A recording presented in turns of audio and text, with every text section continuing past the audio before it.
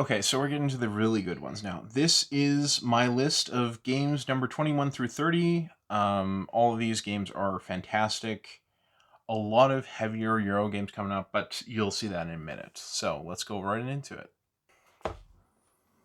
My number 30 is Ultimate Werewolf. Ultimate Werewolf is my go to game if I have a very large group of players, defined as anything more than 10. Um, it's not going to be a game that will be considered in perhaps 10 years to be the most refined of social deduction games, but it's sort of the version that is the standard bearer for the genre, and I think for good reason. This is an excellent game of just sort of the quintessential game that doesn't even need a table, where you just pass everyone a card, they take a look at it, and hopefully they don't take a look at it again because that can give away too much information. You're either a werewolf or you're a villager until you decide to add more complexity to the game, which is in the box, which is nice. I suppose this entry is not specifically this version. This just happens to be the version that I have. I'm willing to play other versions of Werewolf just as well. But, this is the copy I have, so that's the one I play. It has an interesting history that I won't try to retell here. But that history does involve the game sort of coming over from the Soviet Union originally, and then undergoing several transformations. But it does have a specific designer whose name I forget now. That sort of was the genesis of this, and Werewolf was a thematic addition to it from the original theme of a mafia that was present in that first version. All that aside, this is a wonderful game to play around a campfire. You're either trying to figure out who the bad people are, or as a bad person, you're trying to pass yourself off as good as much as humanly possible. And then you just sort of see what sort of lies in the deception result. Uh, Now, of all the games that have been played with this copy, I have been present at, I believe, all of them. But I technically have not been a player in at least about half of those games, because this game does need a specific person playing the role of a moderator, which means that I am often the one doing that because I'm the one who is introducing this to newer groups, and that newer group may not necessarily know um, which end is up when it comes to the social deduction game. So I end up doing the moderation. But it's the game that is as much fun to watch as it is to play, and it's a very different experience watching people lie to each other when you know all the dynamics that are going on in the game, which is why I don't mind being the moderator at all. It's still a very fun experience. Some of my best gaming memories have come through this game, and I'm honestly just grateful to have it in my life and have a game that can play such a large group. There's really only a handful of other games that can accommodate nearly as many players. This was previously ranked 15 on my list, so it slipped, but not massively so. Its weight is about a 2, maybe a 3, and it will play between comfortably 8 and 25 players, although the box does advertise it's up to 75. I've lost some of the cards in this one, so I technically couldn't play a 75 player game. But even if I had them all, I would not voluntarily play a 75 player version of Werewolf because that would be a massive headache to moderate, and it would just be completely unwieldy, and special powers would be going off all over the place, and I don't even know how it would resolve. But for a large group of players, it's a it's a go to game. I love playing this game, and I love playing it with new players and experienced social deduction players, and those two groups mixed and seeing what sort of madness results. So that is my number 30, Ultimate Werewolf. But again, any version of Werewolf would. My number 29 is Wingspan. So, yeah, basically, all the people who have been playing this game, all the people that have been taking to this as sort of that next game that is played by virtually everyone, including your aunt and your grandma, um, they're all right about this game. It is really really good, um, and it's fairly accessible. Although this is definitely this is a step from something like Ticket to Ride or Carcassonne. Um, it's an engine building game, but it doesn't overstay its welcome. Usually, I had a 3 hour game with my dear Uncle Nick, who slowed the game down massively. I'm probably not going to play with him again.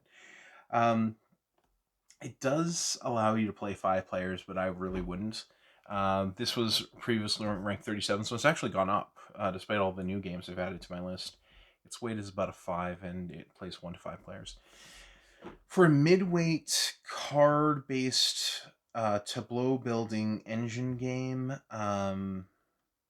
it's just very smooth. All the actions give you something interesting, and they all operate a little bit differently.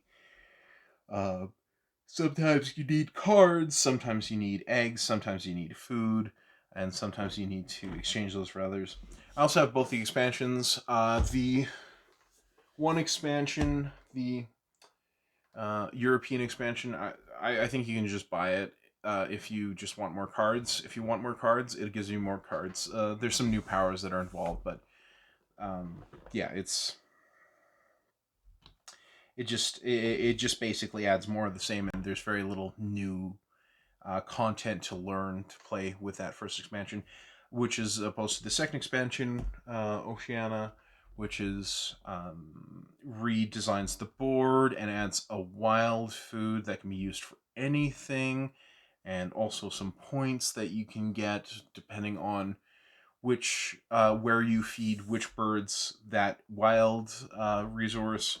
Um, it feels like it's a game. It's a redesign to make the game targeted a little bit more at people who play a lot of board games. So the thing is, it's a game that I think will, and I'm saying this in the kindest way possible, that will trick people into liking it. Because this is a game that has more going on than I think most people who haven't played any modern board games are prepared to take on in a board game. Because when you compare the complexity of this design with the kinds of designs for card and board games that you could find on, say, a Walmart store shelf, this game is noticeably thicker and has more going on than those games. And I think that would take people aback. Except, look at all the pretty bird artwork. I think the pretty bird artwork actually does a lot of work in getting this to go over well with people who otherwise wouldn't dream of playing a game of this complexity. So, I think this is a game you can use as a gateway game, provided the person is two things: one, gung ho about the theme, because that will help a lot, and two, um,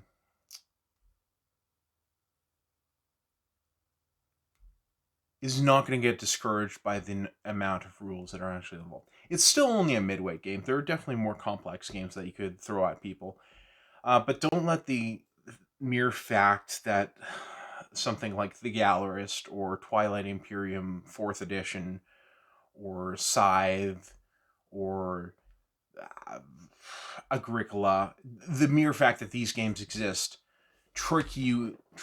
Don't get tricked yourself, you gamer person, into thinking that this is more of a gateway game than it actually is. This is clearly, I think, in the next step category, but if someone's got the capacity to handle those extra rules and they really like the bird theme, you can kind of get away with it, I think. And it's mostly because the design is so streamlined that those greater number of rules that are actually involved in this one can sort of be just absorbed. But some people are never going to take on anything more complex than Ticket to Ride. So for those people, yeah, maybe this isn't that. Everyone else, I think it's a great game, and it's also a game that I'm happy to play pretty much any time. I'm a little surprised, to be honest, that this game has hit as high as it did on my list, but I just really like it. It's such an the design just feels effortless, and the production is very high quality for a game that gets a lot of upgrades. The basic copy of the game that I just have is also just a really nice production, and it wasn't terribly expensive for that either.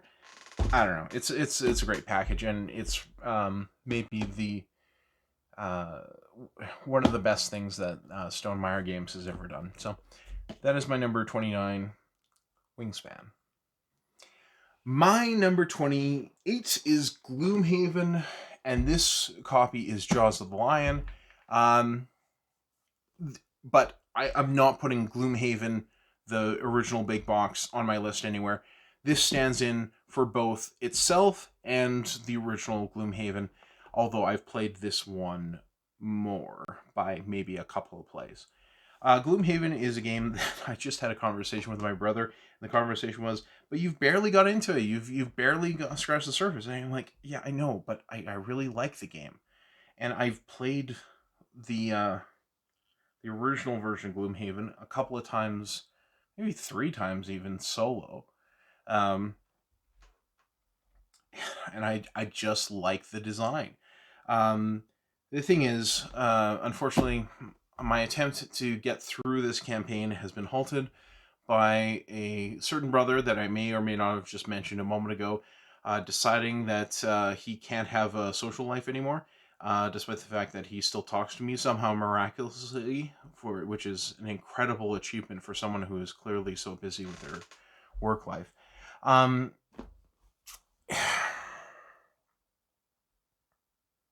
I just think the system's incredibly clever. You pick 2 cards. You can choose either card for its initiative value, lower going first. So you can try to go at different points in the round, but you don't know exactly which number is going to trigger where based on what your teammates are going to do and what the enemy monsters are going to do. You have to deal with status effects. It feels like a dungeon crawl, but it basically boils down to efficiently using your cards in such a way that you're going to maximize the amount of damage you deal out and minimize the amount of damage that you take in yourself. So it's kind of an efficiency Euro with a dungeon theme, but even that is probably stating it a little too strongly. It does feel, as far as I can tell, something like a traditional dungeon crawl. There's just this very Euro system at the core of how you handle your main actions, and that's probably the part that appeals to me. I'm not sure I would get this much into, say, Descent, either the new app assisted version or the second edition from some years back, or Star Wars Imperial Assault, which a number of people were really into, and I think still are. But I like this system. It's just interesting, and I want to spend time playing it. I just wish we could get through like a couple of scenarios a night instead of just one. And I also wish that, like my players would actually just show up to play the game. Anyways, that's fine. We're fine. It's I can live without Gloomhaven for a little while. So depending on whether you consider this to be the entry of Jaws the Lion, if it's Jaws the Lion, this is technically new to my list. But if you're considering where I previously ranked Gloomhaven as the big box by itself, it was actually at 68 on my list, so it's actually risen 40 spots. So it might be, if it's not the biggest rise on my list, it's got to be in the top 3 for that. Its weight is about a 9. There's a lot going on in this, and there's a reason why Jaws the Lion was designed to basically introduce the full rule set to you over a course of 5 separate games. And it can easily play 1 to 4 players. Maybe I'll just start going through the campaign solo. It wouldn't be the worst idea. Anyways, that is my number 28, Gloomhaven. Either Jaws of the Lion or base version of Gloomhaven. I'm sure I'll get through it eventually. So, all right. My number 27 is Wonderland's War. Nice big box. And this is just the standard edition, but I'm tempted by the fact that it's stormed onto my list. It is new to my list. Its weight is about a 6. It's on the heavier end of medium, I would say.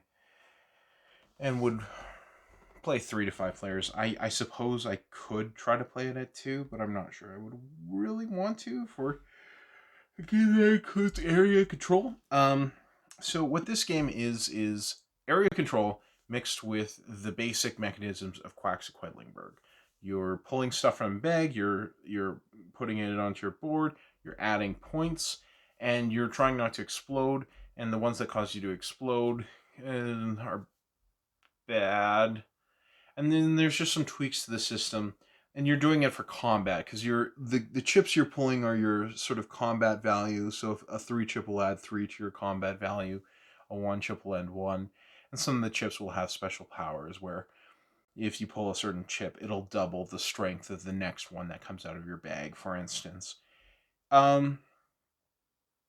There's also a half of the game that's involved just getting resources and putting things on a board that involves Rondel, which is a nice, delightful, fairly simple system of just move in one direction and you can go as far as you want.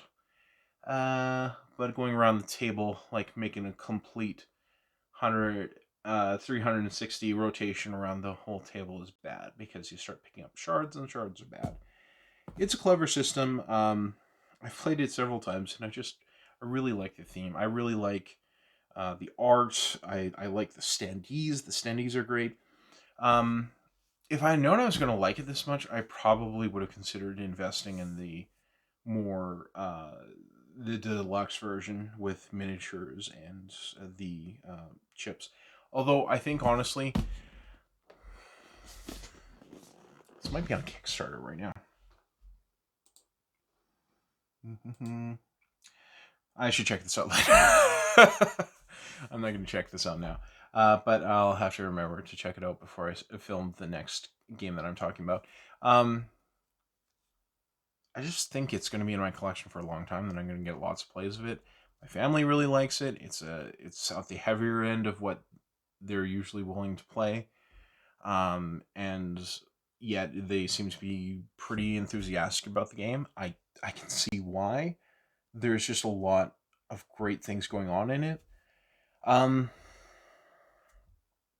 If there's a criticism that I have, it's probably just that it drags on just a teensy bit longer than it feels like it should. Like it feels like it should end 10 minutes before it actually does. So that's a little annoying. But there's also it's nicely balanced where it really feels like every point counts, and that's a definite positive for that one.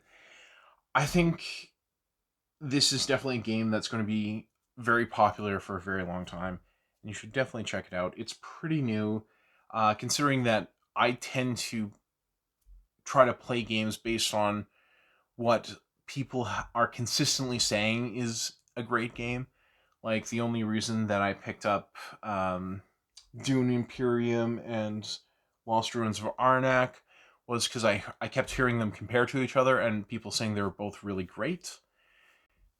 So once that had filtered down to me, then I bought into it and tried to play it. I think I'm a little ahead of the curve of where I usually am in getting into Wonderland's War, because I think I picked up this copy in that first wave of retail releases that was coming out for it, and that's fast for me. The fact that they're doing a reprint Kickstarter either recently or right now, again, I'm going to look this up as soon as I'm done talking about it. Yeah, that's pretty fast for me. But yeah, it's great. There's just so much game here, and I think it's going to be ripe for expansions. I can't imagine that this doesn't get at least 3 expansions based on how much you could do with like adding new characters with new special powers and like expanding the pool of chips that you can get in the game. It'd be fantastic for that. I mean, there's a decent amount of variety in that box, but it's begging for more expansion content. So I'm looking forward to that as well. I presume it's going to happen. So, really strong game. Would recommend it very quickly to just about everyone, unless a medium heavy game is just too much for you. Otherwise, just give it a shot. So that is my number 27, Wonderland's War. All right, here we go. Eclipse, second on for the Galaxy. So, for whatever reason, by the way, this game is my number 26. So, just missing out my top 25, which is unfortunate because 25 is 100 divided by 4, and therefore uh, an important number because being in my top 25 is something that is not appropriately signaled by being in my top 26. I don't know. Anyways, so Eclipse Second Dawn for the Galaxy is new to my list. It is a weight of about 8. I think the box size suggests that the gameplay is heavier than it actually is. And we'll play 2 to 6 players. Although, honestly, if you're going to give me a box this size, why do you not have a solo mode? Anyways, this game is excellent. It is a war game, and it's a war game where I don't feel as bad having my ships blown up. Um, Although I think there's a certain element of just not having things work out for you that can happen, and it can happen several places. It can happen in tile flips, and it can happen in die rolls. Um, I think it can happen in having other people target you. So, in a lot of ways, the experience can be kind of fragile. It is an entertaining game, but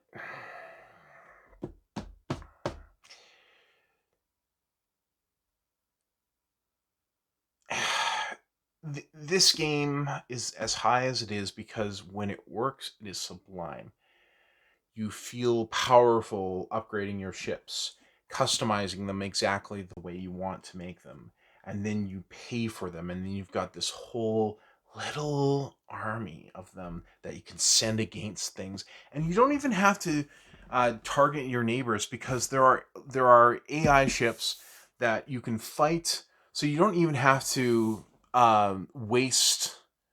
Um, Upgrading your ships to just sort of defensively deter other players from going after you. No, you can at least use it to target the neutral ships that will let you play with your shiny new toys, and you can see how these ships that start better than yours, now that you've upgraded them, are just your ships are just going to take those ones down much more easily. So that's very satisfying.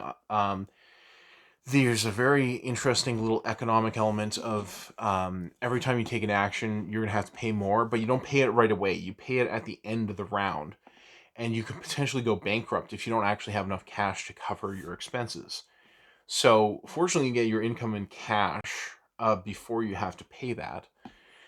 But there's still the problem of like if you literally cannot pay, you just immediately get eliminated, which is entertaining in a war game where it's 4x ish. It's not exactly a 4x game.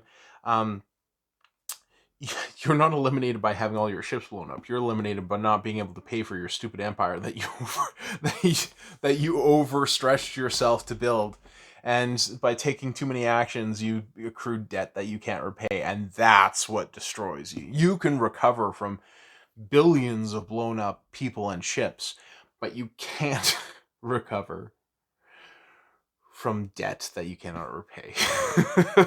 And that's an excellent moral lesson for all of us. Says the guy who has like hundreds of thousands of dollars of student loan debt. Maybe not quite that much. It's just a clean design that combines a combat centric game with an economic game, and the results just is really fascinating. I don't know why this didn't grab me the first time I played it. The first time I played it, I thought it was a good game, but I didn't think of it that much. I also just had a horrible time of trying to make it work when I played that. That was the first edition. When I played the second edition, I was enthralled. I thought everything that was going on here was terribly interesting. And maybe just the boost in the production values just got me more in, and the fact that I had noodled around with the game at least once before was enough to sort of sell me. It's an excellent game. It probably has the highest gap between the good games and the less good games of any game within the top 30. But even so, even the bad games are still kind of interesting. They're just disappointing and hard to take in the moment. But it's not even that you don't have fun. It's just that you're like, I just really wish things had gone a little bit better when it came down to some die rolling. And I really wish things had gone a little bit better when it had come to flipping crucial tiles that I would actually be able to use early in the game. So that's sort of the experience of it. This is also a game that took forever for me to get, because I believe I had it on order for maybe even almost 2 years before I was actually able to physically get out my copy. So that is my number 26, Eclipse, Second Dawn for the Galaxy. Can't wait for Third Dawn of the Galaxy and Eclipse, uh, Twilight Imperium, Fourth Edition. Yeah, that's what it's going to be called. I'm pretty sure it's the same publisher, right? This is Fantasy Flight Games. Maybe not.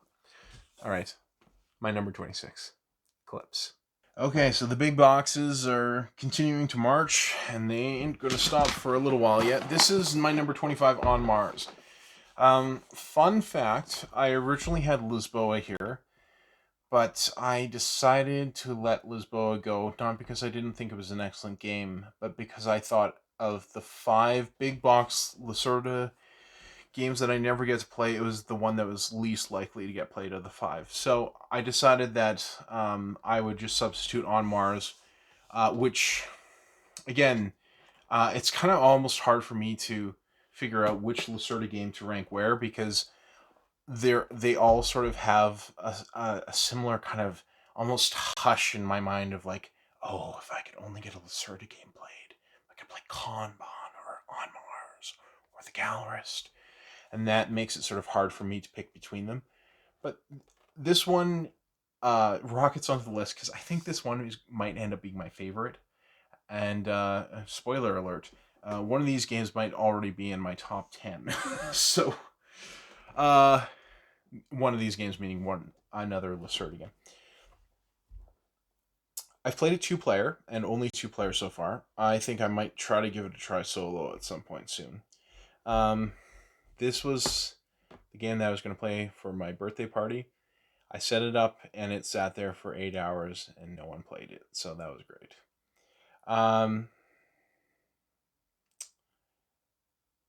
Yeah, that depressing thought aside, this is such an interesting, complex strategy game, and it just sort of clicks in my head in a way that I think can be a little bit more difficult with some of the other Lacerda games, in a way that Lisboa never did, and I don't think Kanban has, at least yet.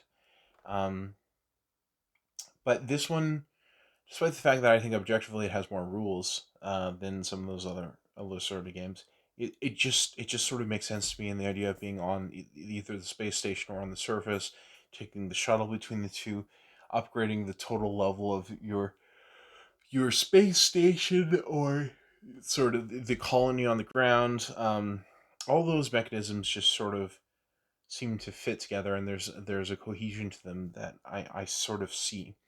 I just really want to play this more. Please, someone play this with me.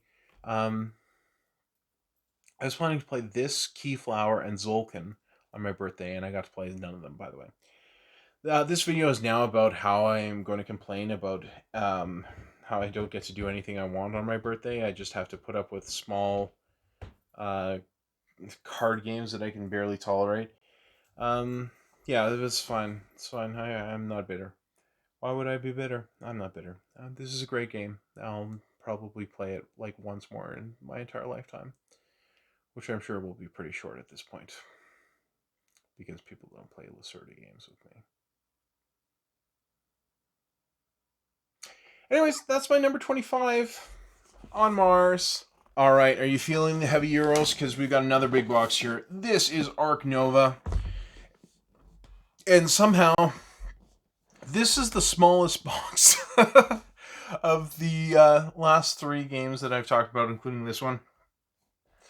This is new to my list. Its weight is an 8, and it will play 1 to 3 players. Incidentally, On Mars, the game I just previously talked about, was also new to my list. Its weight is a 10 out of 10, and will play 1 to 4 players. Alright, so here's the deal with Arc Nova. It gets really long, even at 3. It's a lot of mechanisms that have appeared in other games.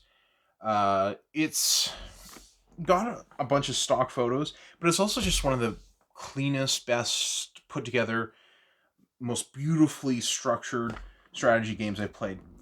But boy, is the money plain looking. That might be my biggest complaint, to be completely honest. It really might be. That said, this is the game that has basically let me get rid of Terraforming Mars. I don't really want to play Terraforming Mars ever again, because I could just play Ark Nova. And it's not even that Terraforming Mars is bad. I think it's actually a pretty good game. Why would I ever play Terraforming Mars when I could play Ark Nova? I guess if I wanted to play 4 or 5 players, I'm not sure I want to play Terraforming Mars with 4 or 5 players anyway. So if I'm playing Terraforming Mars at 1, 2, or 3, I would just rather play Ark Nova. Unless the solo mode is bad, but I've heard it's good. I haven't tried it yet. I'll get to it. Symbol heavy, tableau building, map oriented game, although your maps are individual rather than a communal map like there is in Terraforming Mars. There's a display that you only have so much ability to pull from. Massive deck, lots of little interlocking mechanisms. It's just so good, and I just like the idea of building a zoo. There's so much good about this game. If you're someone who's starting to get to the point where, like, yeah, I think I'm into board gaming. This is what I want to do for fun. If you're just getting to that point now, this should be near the top of your list of games to play, because in terms of just distilling all the things that are fun and interesting and crunchy and engaging about board gaming, this one has so much of it. You really need to play it if you have any ability to tolerate heavier games at all. And to be honest, this is still not the heaviest that you could get. This is, I'm giving it a rating of 8 out of 10 in terms of weight. Pretty heavy, but not the most overwhelming. You will certainly have an easier time of giving this one a shot than of On Mars. So keep that in mind. Ark Nova, my number 24. Give it a shot. All right. So do you remember way back when I said something about how Clans of Caledonia, which was ranked somewhere like 42 on my list, how it was my least liked of 3 similar games? Well, this is the middle game of those 3 games. This is Gaia Project. Gaia Project is a sequel to Terra Mystica, a game you might be hearing about later. Gaia Project is set in space, and it changes a number of things from Terra Mystica, and a lot of people like it better. Am I one of them? Well, this is game number 23, so there's 22 chances for me to show that I actually like Terra Mystica better. And there might be a chance that one of those slots is talking about Terra Mystica. So I'll just come out and say it. This is not... Terra Mystica is the one that is the highest of the 3.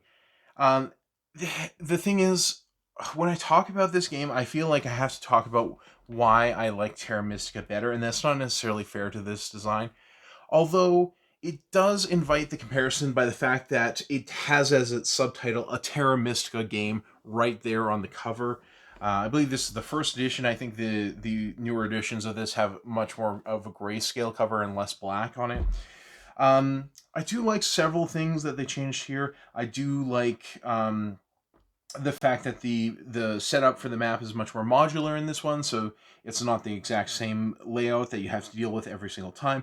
I do like the system of having these tech tracks that are have much more involved at each individual step on them, as opposed to the cult tracks in Terra Mystica, where it was like moving 1, 2, or 3 spaces was pretty interchangeable unless you crossed a certain threshold that would give you a little bit of a power boost as a result. I do like that there are 14 factions that are completely unique to this game, that all seem to be pretty different from the factions in Terra Mystica. I do like that the same basic structure of the game is still here, which also means that there's a lot of the things that I like in Terra Mystica here. But here's the thing. Terra Mystica feels like a game that probably was more complex at an earlier stage of its design and then whittled down to its essentials. I say that because some of the systems in the game are very razor sharp, and the individual components feel like they couldn't be simplified much more without compromising what the elements that that particular thing was supposed to bring to the table being compromised. So, for instance, the thing in Terra Mystica is if you charge power, it goes from bowl 1 into bowl 2 first before anything can go into bowl 3, and things have to go into bowl 3 before they can be used. And when they're used, everything dumps into bowl 1.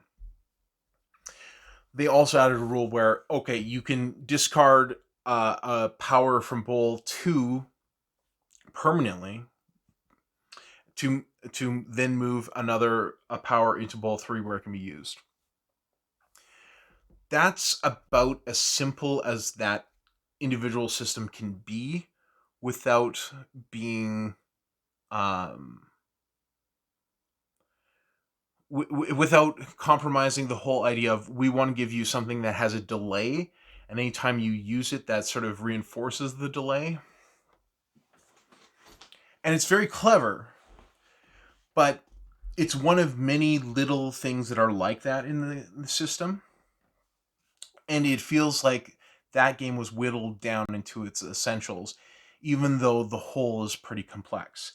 This one feels like they were intentionally adding things knowing that people liked the complexity of the original game. So, like the power tracks, which were um, pretty straightforward. Like they would give you points at the end of the game for being the furthest up them, and as you moved up them, you would also get a little bit of a bonus. So it incentivized you doing it sooner because then you could actually use that power for something else in the game. This one, every single step is meaningful, but every single step needs to be considered separately because they all do different things depending on which track you're on and how high you are on each of it.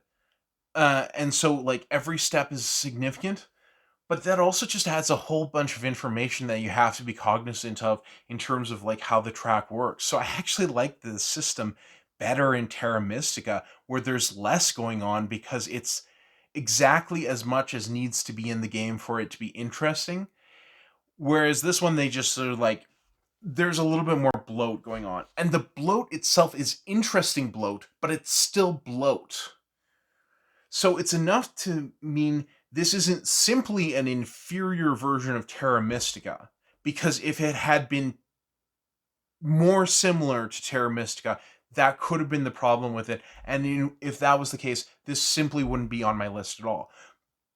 But it isn't also a refinement and improvement on that core design where it feels like, no, this is an even smarter way of making things more streamlined and interrelated the way they are in Terra Mystica, but only more so. No, it feels like this is the one for if you wanted it to be more interesting but also less elegant.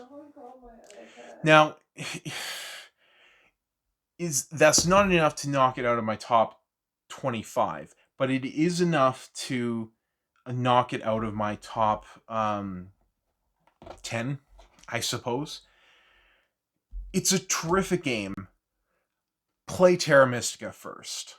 Play it first because I think it'll also be easier to go from Terra Mystica to Gaia Project than to go from Gaia Project to Terra Mystica.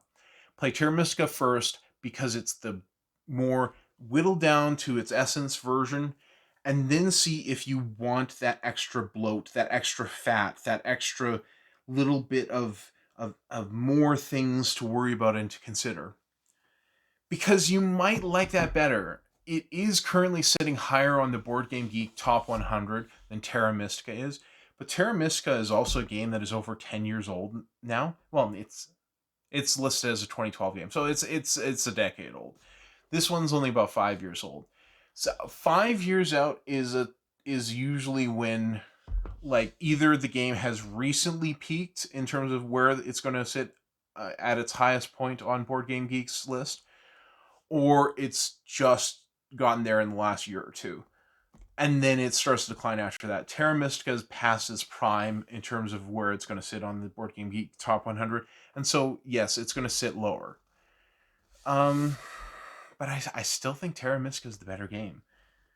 You should probably try both if you're into heavier Euro games at all. But even if you do try both, there's no guarantees which one you'll like better. It really does seem like there are a lot of people that are on both sides of the equation. I think it just seems like there are more people who are on the side of Gaia Project. Gaia Project hasn't peaked as high on the Board Game Geek top 100 as Terra Mystica ever did, because Terra Mystica went all the way to number 2. So at one point it was considered by the Board Game Geek community that there was only one game that was consensus a better game than Terra Mystica. Gaia Project, I think, is sat towards the bottom of the top 10, and I don't think it'll ever get higher than that. So, by that measure, Board Game Geek absolutely agrees with me that Terra Mystica is the better game. But when they're both that high, when they've both peaked at such lofty levels, it does show that there's probably a large contingent of fans for both games that would swear by both of them. And you might even be someone who's like, I like them about the same. Maybe I like one slightly better for either the fantasy or the sci-fi theme, but otherwise they're almost exactly as much fun for me. So give them both a try. Don't forget this one, but yeah, we're going to talk about why you want to give Terra Mystica a shot at some point a little bit later on the list. I won't tell you exactly when. So that is my number 23. Previously ranked 22, so basically the same spot on the list. Its weight is about a 9 and plays 1 to 4 players. 23, Gaia Project. Alright, so finally one that has a little bit more of a normal box size. This is Coimbra. It's previously ranked 23, so I just realized it actually just flips spots with Gaia Project. That makes sense. I think they're both fantastic games. Although there isn't another very similar game that I prefer to this one, so I think it sometimes just feels like I like this one better than I do like Gaia Project, despite the fact that they're right in the same range, because it doesn't have that comparison factor. Previously ranked 23, weight is about an 8 out of 10, and it's 2 to 4 players. Really should have a solo mode, I would think, but maybe it just came out. Published 2018? I don't know, guys. You're publishing a heavier Euro game, but it's solo mode. I really like tracks in Euro games. In a lot of ways, I'm a prototypical Euro game player in that all the things that are stereotypically part of Euro games, like auctions and worker placement and tracks, and I don't know, like special powers that you can accumulate through cards, or these are all sorts of things that are extremely common in Euro games, and I happen to like them all. There's a reason why I consider myself a Euro gamer. But this one's really interesting on the tracks because they both represent your income and also your ability to score, and which ones are going to score which is going to vary depending on how the game is. There's also sort of a map-like element that sort of works a little bit like Orléans. I don't think it's quite as robust as what you can do on the map on Orléans.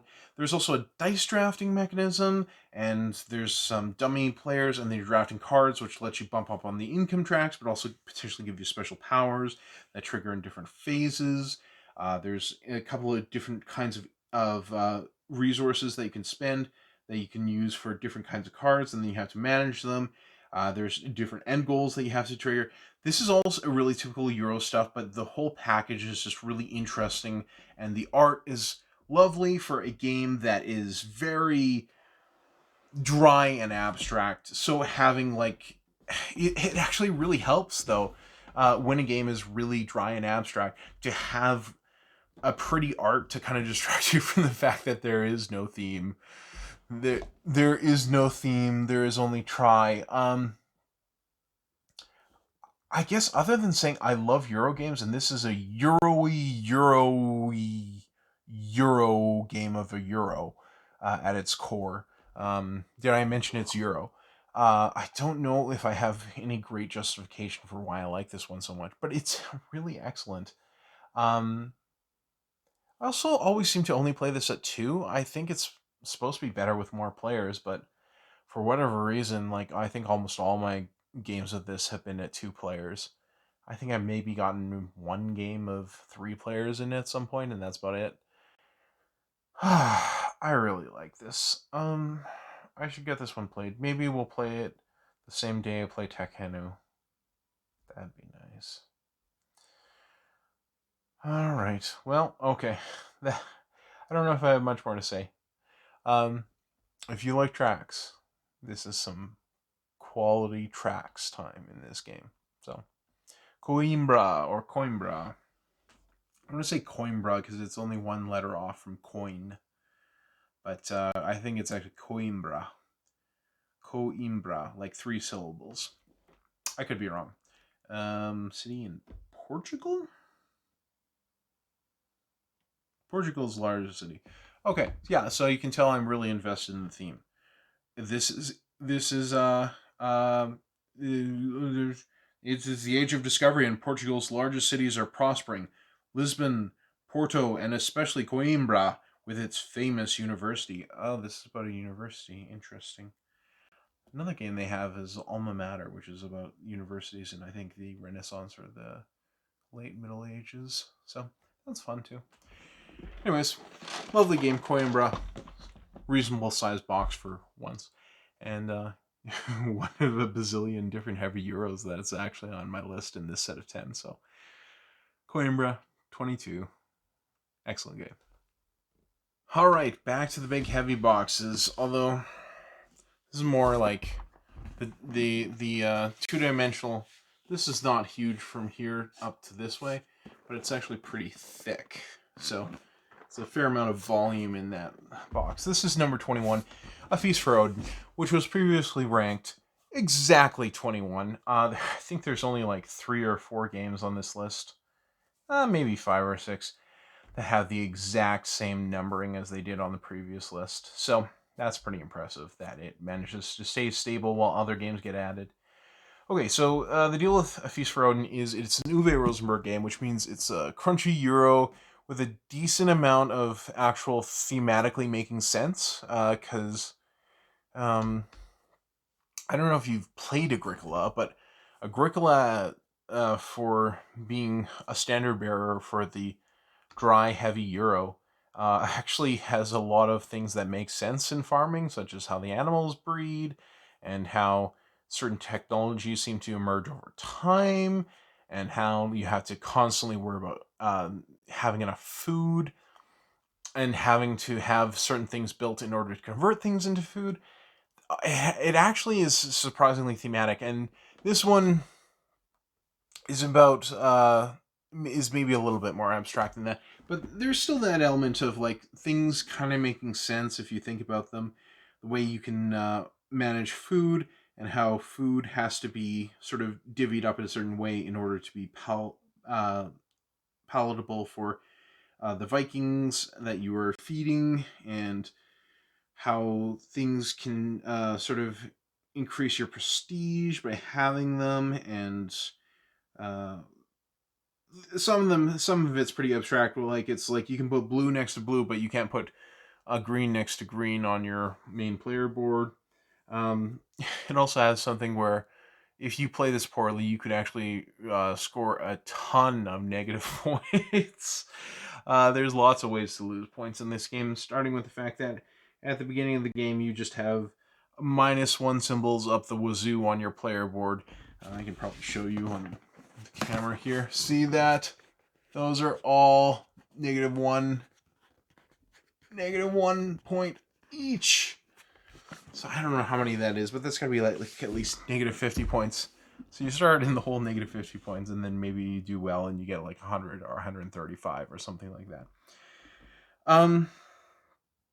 I really enjoy it. I don't know if I've explored it as much as I would like to, but it does seem that um, I could see it being unbalanced, and I've heard that the expansion, which I haven't had a chance to get, I do want to get a copy at some point, is good at sort of rebalancing the game and not necessarily making it more complex, but just sort of making more a wider variety of strategies viable, which makes me want to try it.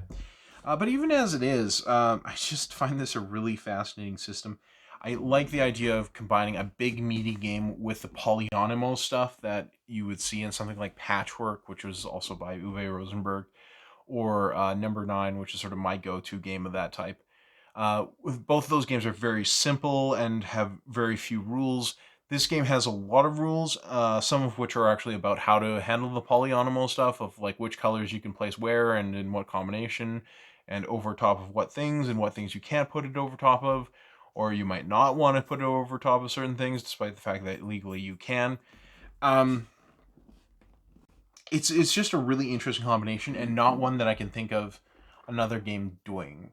I think this game is as high on my list as it is, not because the sort of the worker placements mechanisms are more fascinating in here than in a bunch of other games, but it's the only one that combines that with the polynomial stuff, and for that reason, I think it's going to be like easily within my top 50 for at least half a decade. So it's a great game. It's an unusual combination, and it's a winning combination. Happily would play it at any time. So that is my number 21. Previously ranked 21. Very nice.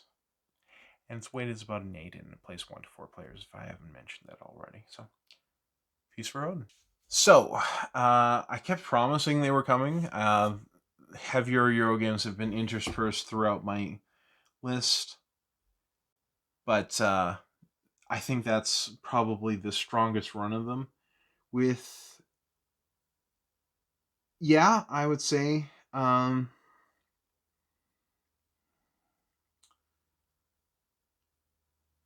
of those being clear heavy Euros. Clips being a case of a heavier game that has strong Euro elements. Wonderland's War, Euro elements, more of medium weight game. Gloomhaven, Euro elements, uh, a strong Euro element, although it has other elements too. And Wingspan, not a heavy game, but Euro. So you're seeing those things like Euro design elements, and you're seeing heavier games, and even the games that don't exactly fit the description of a heavy Euro often have those elements in them if they're on my top 100. So that, you're getting a clear sense of what I like from that, I'm sure. These are amazing games. The fact is, if my top 20 went immediately out of existence, and I was left with only the games that I ranked 21 and lower, I would be more than happy to play those games for the rest of my life. These are such good games. And the fact that I have 20 games that I like better than A Feast for Odin, which is my 21, just goes to prove that absurdly good games are coming up. So we'll talk about those pretty shortly. But for now, thank you for watching. Let me know what you think. Leave a comment, and yeah, go play some of these games. They're amazing. Doesn't mean you like heavier games and you like Euro games. If you don't like those things, well, just watch my list for entertainment value to see what some other crazy guy actually likes. There you go. See you on the next one.